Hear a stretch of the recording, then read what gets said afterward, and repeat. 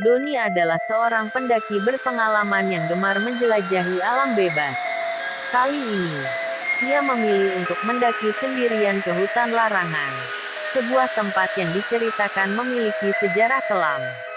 Menurut warga desa, dulu pernah ada sebuah desa kecil di dalam hutan itu. Namun seluruh penduduknya menghilang secara misterius.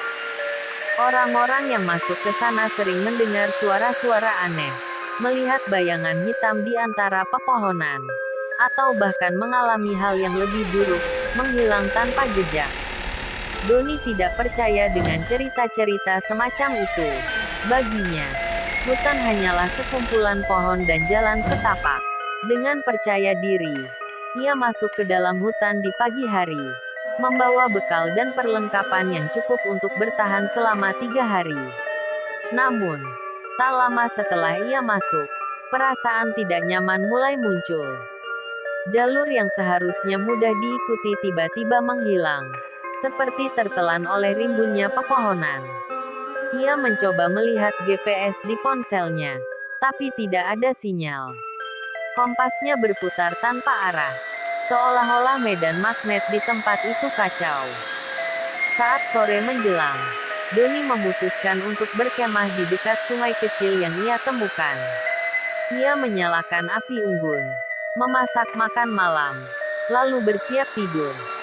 Namun, sebelum ia sempat memejamkan mata, terdengar suara langkah kaki di antara semak-semak. Kresek, kresek. Doni menajamkan telinganya. Mungkin hanya hewan liar, pikirnya. Namun, saat ia menyorotkan senter ke arah suara itu, tidak ada apa-apa di sana. Hutan begitu sunyi, terlalu sunyi. Tidak ada suara jangkrik, burung, atau hewan malam lainnya. Tiba-tiba, sesuatu bergerak di pinggir pandangan matanya.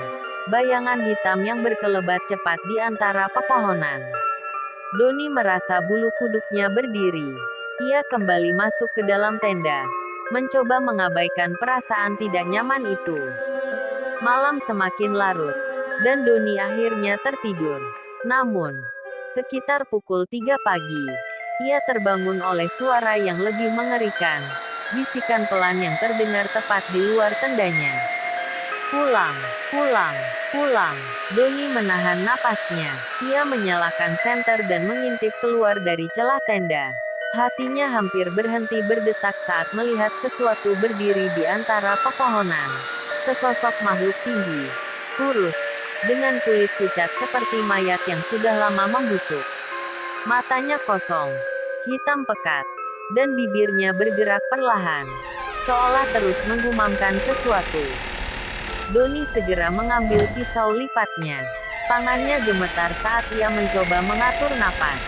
Namun, saat ia berkedip, sosok itu menghilang. Pagi harinya, Doni bergegas mengemas barang-barangnya dan berusaha keluar dari hutan. Namun, anehnya, tidak peduli ke arah mana ia berjalan, ia selalu kembali ke tempat yang sama, dekat sungai tempat ia berkemah tadi malam. Ia mulai panik. Ia menandai pohon dengan pisau, berharap bisa menemukan jalannya. Tapi setiap ia berjalan jauh, ia kembali menemukan tanda yang ia buat sebelumnya. Seolah-olah hutan ini sedang mempermainkannya. Langit mulai gelap lagi, dan Doni tahu ia tidak punya pilihan selain bermalam lagi di tempat yang sama. Ia mencoba untuk tetap terjaga, tetapi rasa lelah memaksanya untuk tidur. Malam itu, ia bermimpi aneh. Ia melihat sebuah desa tua di dalam hutan, dengan rumah-rumah reyot dan jalanan yang dipenuhi kabut. Penduduk desa itu terlihat pucat, dengan mata kosong dan tubuh kaku seperti boneka kayu. Mereka berbaris, berjalan perlahan menuju sebuah pohon besar di tengah desa. Di depan pohon itu, seorang wanita tua berdiri. Wajahnya penuh luka, dan matanya menatap lurus ke arah Doni. "Kau sudah menjadi bagian dari hutan ini," katanya dengan suara berbisik. Doni terbangun dengan napas terengah-engah. Namun, saat ia membuka matanya, ia menyadari sesuatu yang lebih mengerikan. Ia tidak berada di dalam tendanya lagi. Ia berdiri di tengah desa yang ia lihat dalam mimpi. Rumah-rumah reyot mengelilinginya.